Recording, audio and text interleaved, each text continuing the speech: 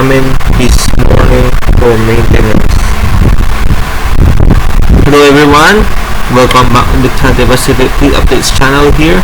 With me, Roberto Monica Ignacio speaking, and my friend from Toronto, Canada, Austin Parkway.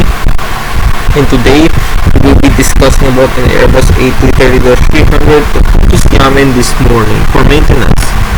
This aircraft took about 5:09 a.m. local time in Hong Kong, then landed at 6:30 a.m. local time in Xiamen, and this aircraft took about runway 725 left in Hong Kong and landed at runway 97 at Xiamen. She took over flight number CX3820 with a great single distance of 496 kilometers, actual flight time of 1 hour and 5 minutes, ground speed of 3 km and top of 253 degrees. This aircraft is registered as Brothers in Alpha Foxtrot, and she's one of the 83rd to be A330J, as you can see it here.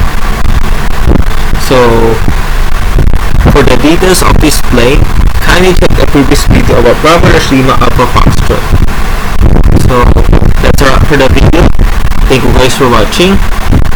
Hope to see you guys in the next update, and don't forget to hit the subscribe button down below and the bell icon next to it for more upcoming updates like this one. By me, Roberto Ignacio, and my friend from Toronto, Canada, Austin Parkway. Bye guys, and see you in the next